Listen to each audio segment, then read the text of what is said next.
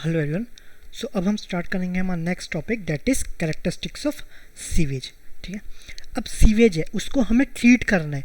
तो ट्रीट करने के पहले जैसे हम क्वालिटी ऑफ वाटर था, जैसे वाटर सप्लाई में आपका था topic quality of water. So water को ट्रीट करने के पहले उसका क्वालिटी चेक कर रहे थे, वैसे ही सीवेज को ट्रीट करने के लिए उसको कैरेक्टरिस्टिक्स चेक कर रहे हैं, या इसको कई लोग कैरेक्टरिस्टिक्स भी बोलेंगे, कुछ क्वालिटी कैरेक्टरिस्टिक्स ऑफ सीवेज।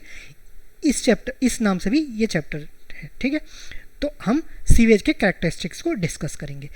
अब सीवेज है, sewage consist of 99.9% of water and 0.1% of solid. तो सीवेज है उसमें 99.9% वाटर रहता है लेकिन 0.1% सॉलिड रहता है। अब जो सॉलिड रहता है ना, इसी के कारण इसको सीवेज बोला जाता है। मतलब जो इसका हार्मफुल इफेक्ट रहता है ना, वो 0.1% के कारण ही रहता है। सो अगर आपको कुछ बीमारी है, सपोज आपको सर्दी बुखार या कोई भी बीमारी है, तो आपके पूरे बॉडी में ऐसा तो थोड़ी कि पूरा ही आपका वायरस चले गया, कहीं से थोड़ा सा इन्फेक्ट होगा और वहाँ से पूरे बॉडी में कवर कर जाएगा। सो वो थोड़े से बैक्टीरिया के कारण पूरा आपको बॉडी को अफेक्ट करता है। वैसे ही 0.1% ऑफ सॉलिड के कारण ही पूरा वाटर क्या हो जाता है, वो अनसुटेबल रहता है, उसको सीवेज बोलते हैं। ठीक है, okay, to know the nuisance potential of sewage they are thoroughly examined by conducting test। उसका nuisance potential कितना है, उसका harmful effect कितना है, उसको जानने के लिए उसको प्रॉपरली टेस्ट किए जाते हैं। ठीक है, दो तरीके के टेस्ट है, physical examination, chemical examination. Physical में आ जाता है कलर, ऑर्डर, टर्बिडिटी, टेम्परेचर। जैसे क्वालिटी ऑफ वाटर में चेक किए थे ना, colour, order, turbidity, temperature. Quality of water में कलर, ऑर्डर, टर्बिडिटी, टेम्परेचर, उससे कभी कभी क्वेश्चन पूछा गया है, लेकिन इसके कैरेक्टरिस्टिक्स ऑफ सीवेज में ये एक बार भी नहीं पूछा गया है और पूछने के चांसेस भी बहुत कम है। सो इसको हम यहाँ ब्रीफ में इसको हम नहीं डिस्कस करेंगे, मैं बिल्कुल ही कवर नहीं कर रहा हूँ। अगर आपको थोड़ा सा कवर करना है तो कर सकते हैं। हम नेक्स्ट में चलते हैं। नेक्स्ट आपका chemical examination of waste water. Chemical में आपका organic matter, inorganic substance, dissolved gases. So इसमें मोस्ट इंपॉर्टेंट है आपका ऑर्गेनिक मैटर। ऑर्गेनिक मैटर जो क्वेश्चंस आते हैं ना, यहीं से आते हैं, मेनली ऑर्गेनिक मैटर से ही क्वेश्चन आते हैं। Okay, so organic content present in waste water measured. जो आपका वेस्ट वाटर में ऑर्गेनिक मैटर है उसको मेजर किया जाता है, measured by estimating the oxygen demand of waste. तो ऑर्गेनिक मैटर को हम डायरेक्टली एस्टिमेट नहीं करते, इसमें उसका ऑक्सीजन डिमांड कितना है ये चेक करते हैं, उससे हमें ऑर्गेनिक मैटर पता चल जाएगा। जैसे हमें पैथोजेंस को डिटेक्ट करना था वाटर सप्लाई में, हमें लास्ट में कैसे ट्रीट करना था, थ्रू डिसइंफेक्शन, है ना, डिसइंफेक्शन। तो उसमें जो पैथोजेंस रहते हैं उसको हम डिटेक्ट करते हैं। कैसे डिटेक्ट करते हैं, हम ई कोली से डिटेक्ट करते थे। मतलब प्रेजेंस ऑफ ई कोली, जो कि पैथोजन नहीं है, जो कि हार्मफुल नहीं है, अगर वो ई कोली उस वाटर में पाया गया है मतलब आपका पैथोजन है। ठीक है, सो इनडायरेक्टली हम पैथोजन को हम चेक करते हैं कि है कि नहीं है। ओके, यहाँ पर भी जो ऑर्गेनिक मैटर है हम इनडायरेक्टली करते हैं, उसका हम ऑक्सीजन डिमांड चेक करते हैं। अगर ऑक्सीजन डिमांड जितना ज़्यादा है उतने ज़्यादा ऑर्गेनिक कंटेंट है, जितना कम है उतने कम ऑर्गेनिक कंटेंट है। ठीक है, ओके, तो following oxygen demand test are conducted on waste water to know the organic strength. तो इन चार तरीके से हम ऑर्गेनिक डिमांड हम टेस्ट करते हैं ताकि जो ऑर्गेनिक स्ट्रेंथ है ये पता चल जाए। तो पहले क्या है, BOD, next COD, TOD, then THOD। BOD क्या, बायोकेमिकल ऑक्सीजन डिमांड। कुछ लोग इसको बायोलॉजिकल भी बोल देते हैं, बायोलॉजिकल नहीं है, बायोकेमिकल ऑक्सीजन डिमांड है। हो सकता है मेरे से ही कई बार बोला जाए कि बायोलॉजिकल, लेकिन बायोलॉजिकल नहीं है, ये बायोकेमिकल ऑक्सीजन डिमांड है। COD आपका केमिकल ऑक्सीजन डिमांड, TOD आपका टोटल ऑक्सीजन डिमांड, और THOD that is theoretical oxygen demand. ये आपका थियोरेटिकल है। ठीक है, ये ध्यान रखना। ओके, नेक्स्ट नेक्स्ट है आपका जो BOD है, सबसे इंपॉर्टेंट आपका BOD है, तो उसको हम थोड़ा डिटेल में पढ़ेंगे। BOD आपका बायोलॉजिकल ऑक्सीजन डिमांड होता क्या है, amount of oxygen demanded by micro organism. जो आपके वेस्ट वाटर में माइक्रो ऑर्गेनिज्म प्रेजेंट है ना, वो कितने ऑक्सीजन डिमांड कर रहे हैं, डिमांड तो कर रहे हैं, क्यों डिमांड कर रहे हैं, to decompose biodegradable organic matter.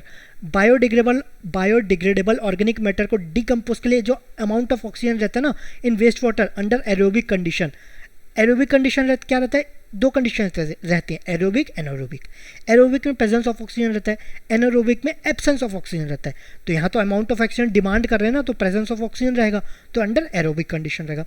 अब जितना ज़्यादा ऑक्सीजन डिमांड है ना, सपोज बहुत ज़्यादा ऑक्सीजन डिमांड है, तो उतना ही ज़्यादा आपका ऑर्गेनिक मैटर रहेगा। ठीक है, okay. So BOD is the measure of strength of waste water. BOD जितना ज़्यादा है मतलब ऑक्सीजन डिमांड जितना ज़्यादा है उतना ज़्यादा आपका स्ट्रेंथ ऑफ वेस्ट वाटर है, ठीक है। मतलब क्या बोल सकते हैं, nuisance potential directly proportional to organic matter is directly proportional to strength of water is directly proportional to BOD. BOD जितना ज़्यादा है उतना ज़्यादा स्ट्रेंथ ऑफ वाटर है, उतना ही ज़्यादा आपका ऑर्गेनिक मैटर है, और ऑर्गेनिक मैटर ज़्यादा है तो आपका न्यूसेंस पोटेंशियल ज़्यादा हो गया। ऑर्गेनिक मैटर जितना ज़्यादा है ना तो उतना ही ज़्यादा आपका वेस्ट है, वेस्ट वाटर का पोटेंशियल है, ठीक है। अगर हम ग्राफ बनाएं बिटवीन टाइम और जो आपका डीकम्पोज हो रहा है, यहाँ पर आपका डीकम्पोज हो रहा है बायोडिग्रेडेबल ऑर्गेनिक मैटर, सो आपका जो डीकम्पोज हो रहा है ऑर्गेनिक मैटर, सो आपका पहला जो है, पहला कब ये ऐसा बनता है, ये आपका फर्स्ट स्टेज रहता है। ये आपका अगर 5वें दिन देखें, 5वें दिन, ठीक है, ये ऐसा कुछ 5वां दिन होता, फिर नेक्स्ट आपका जो स्टेज रहता है ये सेकेंड स्टेज। तो जो फर्स्ट स्टेज रहता है ना, फर्स्ट स्टेज, इसमें आपका कार्बोनेशियस ऑर्गेनिक मैटर डीऑक्सीडाइज होता है फर्स्ट स्टेज में, कार्बोनेशियस। सेकेंड स्टेज में आपका नाइट्रोजिनस ऑर्गेनिक मैटर ऑक्सीडाइज हो जाता है, ठीक है। तो ये 5 डेज में अप्रॉक्स जो कार्बोनेशियस ऑर्गेनिक मैटर है वो आपका डिकम्पोज हो जाता है mostly, okay. Within 5 days 60 to 70% of organic matter is oxidised, 60 to 70% oxidise हो जाता है। Therefore it is taken as a standard reference. तो 60 to 70 विदिन 5 डेज ही हो जाता है, विदिन 5 डेज। जो आगे होता है ना वो बहुत धीरे धीरे होता है, तो इसलिए हम जो आपका स्टैंडर्ड रेफरेंस लेते हैं ना वो विदिन 5 डेज लेते हैं। So BOD best conducted at 20 degree Celsius for 5 days. अब 5 डेज तो है, अब 20 से ज़्यादा लेंगे तो ज़्यादा जल्दी हो जाएगा, 20 से कम लेंगे तो थोड़ा धीरे हो जाएगा। सो हम स्टैंडर्ड लेते हैं 20 degree Celsius. So BOD test conducted at 20 degree Celsius for 5 days. अब ये रेफरेंस है, ज़रूरी नहीं है कि हमेशा इसी में निकाले, हो सकता है 3 डेज 20 डिग्री या 5 डेज 30 डिग्री ऐसा भी निकाल सकते हैं, लेकिन ये आपका स्टैंडर्ड है, ठीक है, ओके। अब क्या करते हैं, इसको थोड़ा डिटेल में देखते हैं। सपोज ये आपका कंटेनर है, अब कंटेनर है, इसमें आपका वेस्ट है, सॉलिड है, सॉलिड का जो वॉल्यूम है वी ऑफ सॉलिड, ठीक है। अब जो उसका डीओ है उसको डी ऑफ एस लिख सकते हैं, डिजॉल्व ऑक्सीजन इन सॉलिड। अब जो सॉलिड है वो ये आपका डाइल्यूट कर रहे हैं, इसको डाइल्यूट कर रहे हैं मतलब पानी डाल रहे हैं, तो पानी का जो वॉल्यूम है पानी का वो वी ऑफ डी हो जाएगा। पानी जो है ना एकदम डिस्टिल्ड वाटर है, तो कई बार इसको वी डी भी बोलते हैं, कई बार वी बी भी बोलते हैं। वी बी क्या हो जाएगा, वी बी हो जाता है आपका ब्लैंक सैंपल।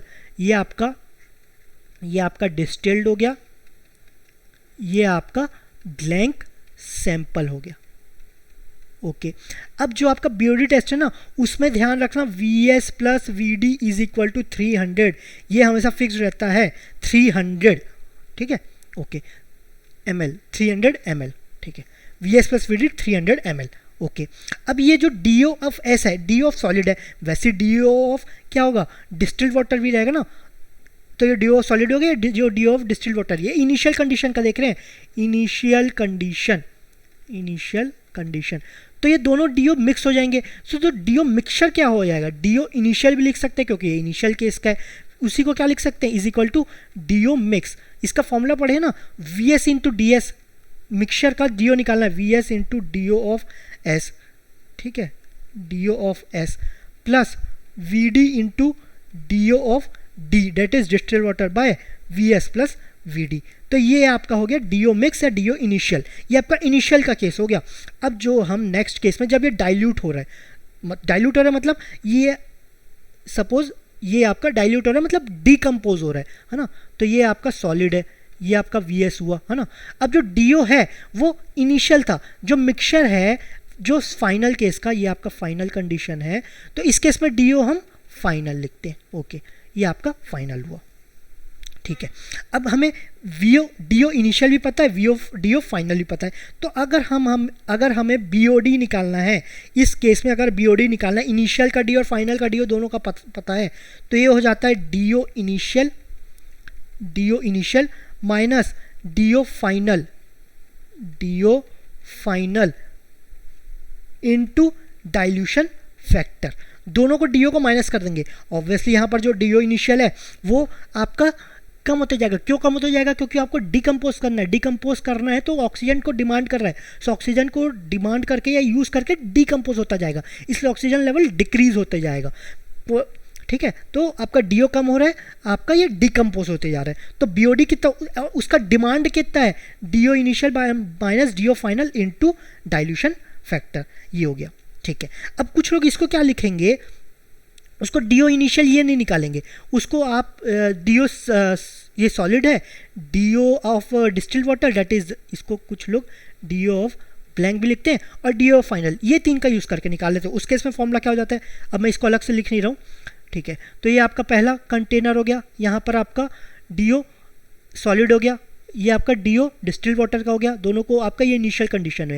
इनिशियल कंडीशन में तो DO initial D is equal to DO mix is equal to V D that is distilled into DO of distilled plus V of solid into DO solid divide by V D plus V S, ये हो गया, ठीक है। तो इसमें ये आपका do initial हो गया। अब डीओ फाइनल आपको दिया रहेगा, तो जो बीओडी हो जाएगा ना वो हो जाएगा DO initial minus DO final into dilution factor, ये हो गया। डाइल्यूशन फैक्टर अभी देखते हैं। अब कुछ लोग क्या करेंगे, जो 5 डे बीओडी एट 20 डिग्री, ये हम जो फाइनल डे ले रहे हैं ना, ये कौन सा टेम्परेचर पे रखा गया, ये 20 डिग्री सेल्सियस पे रखा गया है, और ये जो फाइनल ले रहे हैं ना 5th डे का ले रहे हैं, 5th डे का, इसीलिए लिखे 5 day BOD at 20 degree Celsius. इसको 20 डिग्री में रखा गया है 5 दिन तक, ठीक है। अब उसी को क्या लिखते हैं, 5 day BOD at 20 degree Celsius equal to DO bottle या डीओ डिस्टिल्ड, है ना, DO distilled minus DO final into dilution factor minus DO bottle minus DO of solid. तो अगर आपको ये याद करना तो ये याद कर लो, मुझे तो ये सिंपल लग रहा है, DO initial minus DO final into dilution factor, DO initial आप इस फॉर्म से निकाल लेना। ये तो आप मिक्सचर का केस में पढ़े ही होंगे, ठीक है। ये वेटेड एवरेज का के जैसा भी है, ओके। आपको जैसे याद करना हो, मुझे तो ये लग रहा है तो मैं ये याद करके जाता हूँ, मुझे तो कंफ्यूज हुआ था, तो इतना मैं इस पर ध्यान नहीं दूंगा। अगर आपको डीओ बॉटल का दिया है या डिस्टिल्ड का दिया है और डीओ ऑफ सॉलिड दिया है, तो दोनों से आप डीओ इनिशियल निकालो, डीओ इनिशियल निकाल ले, फिर आपका डीओ फाइनल दिया रहता है, दोनों को माइनस करके इनटू डाइल्यूशन फैक्टर करो, तो आपको 5 day BOD at 20 degree Celsius रखा जाएगा, मिल जाएगा। अगर वो सैंपल जो फाइनल है वो 5 दिन के बाद ऑब्जर्व कर रहे हैं और वो 20 डिग्री सेल्सियस पे रखा गया, ठीक है। अब जो डाइल्यूशन फैक्टर है ना, तो डाइल्यूशन फैक्टर को रखते हैं, यहाँ पर है आपका पहले ही बताया था V D plus V S, that is volume of distilled water plus volume of sample is equal to 300 ml रहता है। मतलब जो वॉल्यूम ऑफ सॉलिड है ना वो हमेशा less than V S, less than 300 रहेगा, ठीक है। अब ये मत बोलना V D is equal to 0 put कर देते हैं, वी डी 0 हो जाएगा मतलब पानी है ही नहीं, पानी है नहीं तो डाइल्यूट करेंगे नहीं, ठीक है। तो ये मत बोलना कि V S is equal to 300 हो सकता है, वी डी ऑब्वियसली उसको डाइल्यूट करेंगे, कुछ वॉल्यूम होगा, ऑब्वियसली नेगेटिव तो रह नहीं सकता, तो वी एस लेस देन 300 हो जाएगा। तो डाइल्यूशन फैक्टर होता है 300 बाई वी एस, लेकिन वी एस क्या है, ये लेस देन 300 है, सो डाइल्यूशन फैक्टर हमेशा ग्रेटर देन 1 आएगा, ये ध्यान रखना है, ग्रेटर देन 1। इसको हम 100 बाई परसेंटेज डाइल्यूशन भी बोल देते हैं, कितना परसेंट उसको डाइल्यूट किए, ठीक है। परसेंटेज डाइल्यूशन निकालेंगे तो क्या हो जाएगा, वी एस बाय 300, पूरे 300 में कितना टोटल आपका वॉल्यूम कितना है 300, उसमें सॉलिड का कितना है और परसेंटेज में लिख रहा है इंटू 100, ये हो जाएगा, ठीक है, ओके। ये हो गया, तो ये आपका डाइल्यूशन फैक्टर हमेशा ग्रेटर देन 1 होगा, is equal to 300 by V S is equal to 100 by percentage dilution, ठीक है। अब इसका मैथमेटिकल मॉडल देख लेते हैं, ये आप ध्यान से समझना।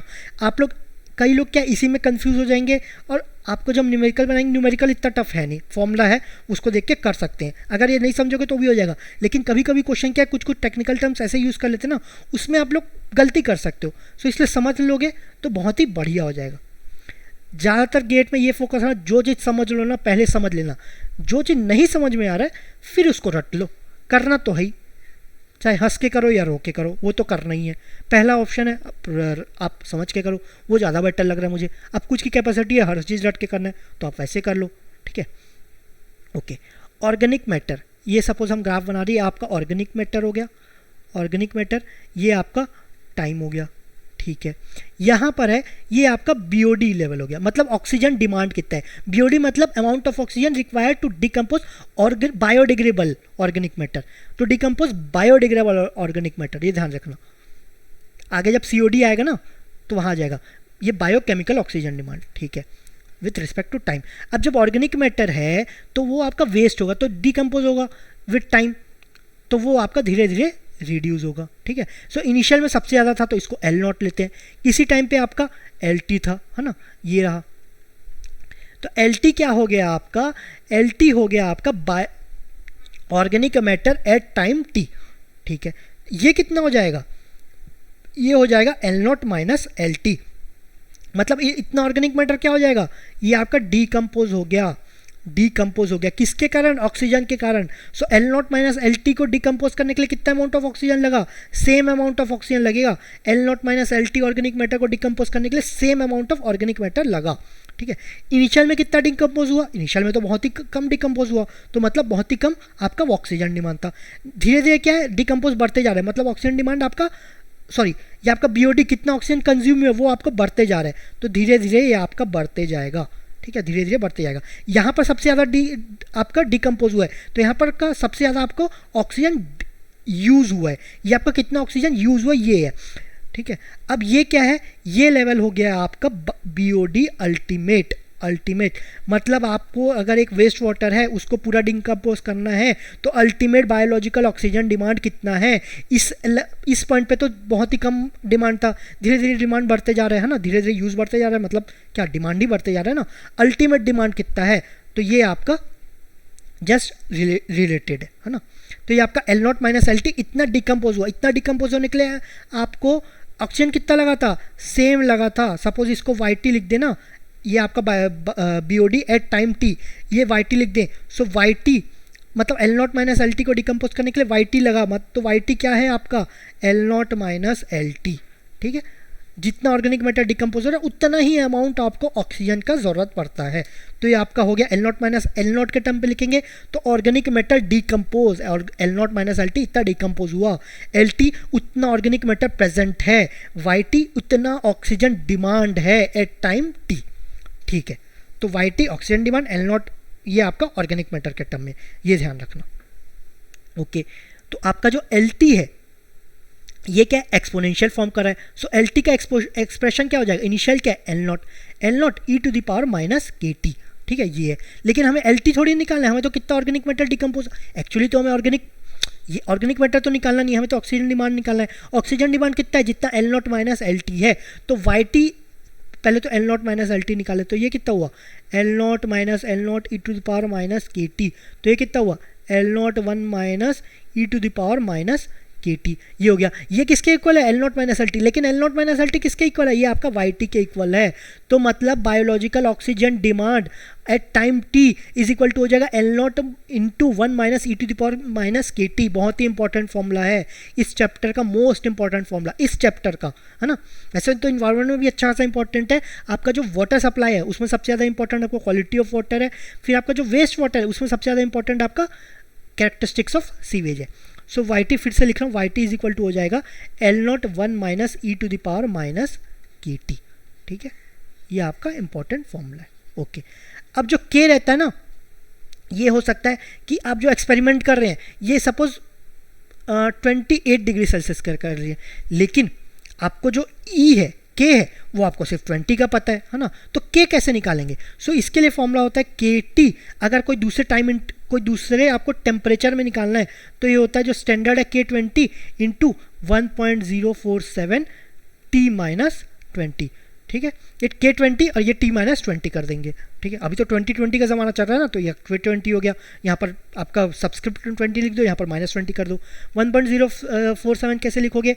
आपका इंडिया कब इंडिपेंडेंस कब हुआ था, कब मिला था? 1947। 1947 में इंडिया को इंडिपेंडेंस मिला था 19। तो यहाँ पर जो ये है ना इसको हटा दो, तो ये क्या हो जाएगा? 1047। इसको हटाए तो यहाँ पर पॉइंट लिख दो, तो हो जाएगा 1.047। तो हो जाएगा K20 इंटू 1.047 T माइनस 20। ये किसी दूसरे टेम्परेचर में निकालने के लिए। अब कभी कभी क्या दिया रहता है, K जो है ये किसका एक्सपोनेंट है? ये E का एक्सपोनेंट है। तो हमेशा जो K यूज़ करते हैं, सपोज हम 20 टेम्परेचर पे यूज़ कर रहे हैं, सो बेस हमेशा अगर यहाँ पर यूज़ करना है तो बेस E का यूज़ करते हैं, बेस ई। लेकिन कभी कभी क्या दिया है, कभी कभी आपको ना इसको थोड़ा अलग से लिखते हैं, थोड़ा क्लियर कर देते हैं, ठीक है। तो आपको जो के है, के पहले तो एक फॉर्मूला लिख सकते हैं, तो Y T is equal to L naught one minus e to the power minus के टी। अब ये जो के है अलग अलग टेम्परेचर के लिए हो सकता है, अलग टेम्परेचर के लिए। सपोज आपको स्टैंडर्ड गिवन है 20 के लिए, तो के टी दूसरे टेम्परेचर के लिए क्या हो जाएगा? K20। इंडिया को इंडिपेंडेंस कितने मिला? 1947। तो 19 में एक जो नीचे का पार्ट हटा दो तो ये क्या हो जाएगा? 047, है ना। अब ये यहाँ था, यहाँ पॉइंट रख दो, यहाँ 20 है तो T-20 कर दो, ये हुआ। अब ये दूसरे टेम्परेचर में हो गया, लेकिन आपको क्वेश्चन में ये हो सकता है कि K सपोज 20 की बात करें तो बेस 10 दिया रह सकता है, बेस 10, लेकिन यहाँ पर हम बेस E यूज़ करेंगे। तो बेस E को यूज़ करने के लिए ना इसका भी रिलेशन है K20 base E is equal to 2.303 base 10, ये बेस 10, तो ये आपका फॉर्मूला हो जाएगा। यहाँ पर K20 है, K20 बेस 10, तो बेस 10 आपको दिया रहेगा तो बेस E निकाल सकते हैं, इंटू 2.303 इंटू कर देना, ठीक है। ओके तो ये आपके मोस्ट इंपॉर्टेंट रिलेशनशिप है। क्वेश्चन कभी कभी ये तो इंपॉर्टेंट है ही, लेकिन कभी कभी क्वेश्चन में थोड़ा टेम्परेचर चेंज कर देता है या बेस चेंज कर देता है। बेस तो इतना चेंज नहीं करता, लेकिन स्टिल आपको याद करना ही, कोई याद करने के लिए एक बड़ा कुछ है नहीं, तो आप टेम्परेचर कभी कभी चेंज कर देता है। तो ये दोनों वैसे तो तीनों याद कर लें, लेकिन ये सबसे ज़्यादा इंपॉर्टेंट है, फिर ये है, फिर ये है, ठीक है। वैसे तो याद तीनों करना है, लेकिन तो ये आपका ऑर्गेनिक मैटर हुआ, ये धीरे धीरे एक्सपोनेंशियल डिके हो रहा है। L T at time T कितना ऑर्गेनिक मैटर प्रेजेंट है, L naught minus L T हो गया कितना डिकम्पोज हो चुका है। तो जितना ही डिकम्पोज हो गया ना उतना ही आपका ऑर्गेनिक मैटर, उतना ही ऑक्सीजन डिमांड है। So y T is equal to हो जाएगा L naught minus L t. तो Y T is equal to क्या हो जाएगा, L naught minus L t, लेकिन एल टी क्या है आपका ई टू द पावर, या आपका एक्सपोनेंशियल है ना, तो L T is equal to L naught e to the power minus के टी, ठीक है। तो आपका L naught minus L T क्या हो जाएगा, एल टी को यहाँ सब्स्टिट्यूट कर दो तो एल नॉट कॉमन हो गया, 1 minus e to the power minus के टी। तो ये आपका के टी दूसरे टेम्परेचर में करना है, K20 1.047 T-20 हो गया 1947, उससे याद कर सकते हो।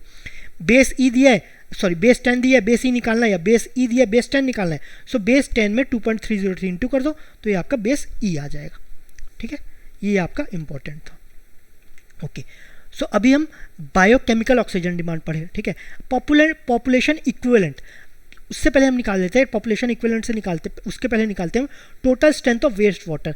वेस्ट वाटर तो हमें पता चल गया कितना है, लेकिन टोटल स्ट्रेंथ क्या है, तो आपको बीओडी आपको पता चल गया क्या रिक्वायरमेंट है ना, वो आपको वाईटी हुआ। वाईटी का यूनिट क्या होता है, सपोज मिलीग्राम पर लीटर, है ना, मिलीग्राम पर, ये आपका मास में, तो एम, ये लीटर क्या है, ये आपका वॉल्यूम है, वॉल्यूम का क्या रहता है ml-3, तो ये आपका यूनिट रहता है वाईटी का।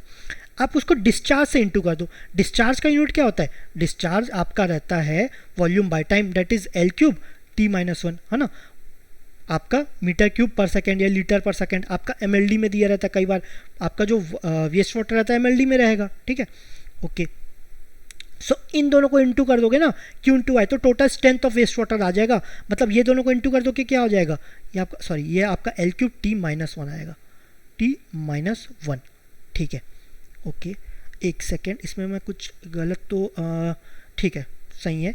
तो ये आपका इंटू करोगे ना तो क्या हो जाएगा, ये एल क्यूब कैंसिल हो जाएगा, इंटू करना डिवाइड नहीं करना है ना, इंटू करेंगे, ये +3 है -3, ये कैंसिल हो गया, तो ये जाएगा MT-1 that is kg per day, ऐसा आ सकता है। ये आपका kg पर डे या ग्राम पर डे या ग्राम पर सेकंड ऐसा कुछ आ सकता है, तो एग्जांपल के लिए kg पर डे। तो ये आपका total strength of waste water है, ठीक है, ये टोटल स्ट्रेंथ है। अब आपको टोटल बीओडी पता है और आपको कितने पॉपुलेशन इक्विवेलेंट या कितने पॉपुलेशन हो सकता है ये निकालना है, एग्जैक्ट पॉपुलेशन नहीं बोलो, कितने हो सकते हैं। तो अगर आपको ये तो पता है ना पर कैपिटा बीओडी, एक आदमी कितना बीओडी प्रोड्यूस करता है ये आपको पता है, तो आप पॉपुलेशन इक्विवेलेंट निकाल सकते हैं। तो वो हो जाएगा Q into Y by per capita BOD. Obviously ये एकदम एग्जैक्ट नहीं आएगा, लेकिन पर कैपिटा बीओडी एवरेज जो रहेगा हर पॉपुलेशन का, हर इंडिविजुअल का पर कैपिटा बीओडी अलग अलग रहेगा, एकदम एग्जैक्ट नहीं रहे, मैच नहीं करेगा, लेकिन हमें एवरेज पता है आपको per capita BOD. So total BOD by per capita BOD को कर देना तो आपको पॉपुलेशन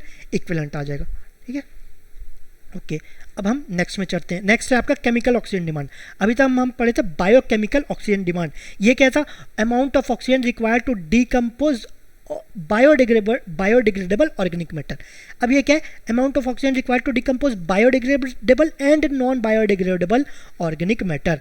आपका बीओडी में था सिर्फ बायोडिग्रेडेबल, इसमें नॉन बायोडिग्रेडेबल भी है, दोनों इंक्लूडेड है। तो इसमें आपको ज़्यादा डिकम्पोज करना तो ज़्यादा ऑक्सीजन का रिक्वायरमेंट है। मतलब COD will be greater than BOD, always greater than equal to हो सकता है। अगर आपका नॉन बायोडिग्रेडेबल है ही नहीं तो आपका ये इक्वल हो जाएगा, ठीक है।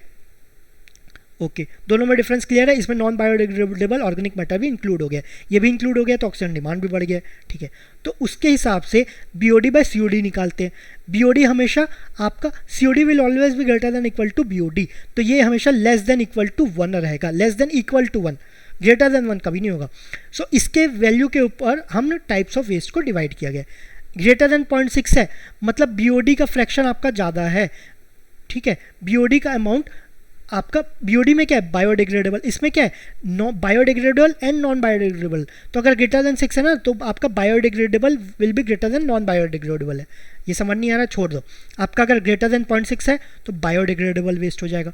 आपका लेस देन 0.6 है, लेस हो रहा है मतलब बीओडी कम हो रहा है ना, सीओडी बढ़ रहा है, सीओडी में नॉन बायोडिग्रेडेबल ज़्यादा है ना, तो नॉन बायोडिग्रेडेबल वेस्ट हो जाएगा, दैट इज सिंथेटिक वेस्ट हो जाएगा। जीरो है, इसकी वैल्यू जीरो कब हो सकती है जब आपका बीओडी जीरो मतलब बायोडिग्रेडेबल वेस्ट जीरो हो जाएगा, मतलब सिर्फ non biodegradable organic matter present हो जाएगा। मतलब कौन सा वेस्ट हुआ, ये आपका टॉक्सिक वेस्ट हो जाएगा। 0/0 बीओडी भी जीरो है, सीओडी भी जीरो है, मतलब आपका बायोडिग्रेडेबल भी नहीं है, नॉन बायोडिग्रेडेबल ऑर्गेनिक मैटर भी दोनों प्रेजेंट नहीं है, मतलब divide of organic matter, organic matter present ही नहीं है। ऑर्गेनिक मैटर या तो होता है बायोडिग्रेडेबल या नॉन बायोडिग्रेडेबल, दोनों आपका जीरो है मतलब ऑर्गेनिक मैटर प्रेजेंट ही नहीं है, मतलब divide of organic matter. Okay, third है आपका TOD, that is total oxygen demand. पहले था बायोकेमिकल ऑक्सीजन डिमांड, इसमें था इसमें था बायोडिग्रेडेबल ऑर्गेनिक मैटर को डिकम्पोज करने के लिए। सीओडी था आपका biodegradable and non biodegradable organic matter को डिकम्पोज करना था। थर्ड है टीओडी, टीओडी क्या है amount of oxygen required to oxidise biodegradable, ये आपका बीओडी था। नॉन बायोडिग्रेडेबल दोनों को मिला देंगे सीओडी हो जाएगा। इसके अलावा अगर फ्यू इनऑर्गेनिक सब्सटेंस भी मिला देना तो विच आर ऑक्सीडाइजेबल प्रेजेंट इन, जो ऑर्गेनिक मैटर है हर चीज़ तो ऑक्सीडाइजेबल होगा नहीं, तो जो भी ऑक्सीडाइज हो सकता है वेस्ट वाटर में उसके लिए जो ऑक्सीजन रिक्वायरमेंट होता है वो हम टीओडी हो जाएगा। मतलब इन दोनों का सम तो रहेगा। इसके अलावा कुछ इनऑर्गेनिक मैटर जो कि ऑक्सीडाइज हो सकते हैं उसके लिए भी जो ऑर्गेनिक ऑक्सीजन रिक्वायरमेंट है वो आपका टीओडी में आता है। So TOD will always be greater than equal to COD, will always be greater than equal to BOD. बहुत सिंपल है। लास्ट है आपका THOD, that is theoretical oxygen demand. Theoretical है, प्रैक्टिकल नहीं है। तो oxygen demand establish by establishing relationship among the substance which are oxidisable. कुछ relationship बनेगा। रिलेशनशिप में कैसा, मतलब सपोज ए है वो ऑक्सीडाइज हो रहा है इन प्रेजेंस ऑफ ऑक्सीजन, तो ये हो गया बी। तो ये क्या हम लिख रहे हैं, ये इक्वेशन लिख रहे हैं ना, ये थ्योरेटिकल कॉन्सेप्ट है इक्वेशन लिखना। तो उसमें जितना भी ऑक्सीजन डिमांड हो रहा है उस इक्वेशन में जितना भी ऑक्सीजन आपका रिक्वायरमेंट है वो आपका थ्योरेटिकल ऑक्सीजन डिमांड आ जाता है। ठीक है, सो इसमें इतना ही था। Thank you very much. Next lectures में हम इसके प्रीवियस ईयर क्वेश्चंस डिस्कस कर लेंगे। Thank you very much.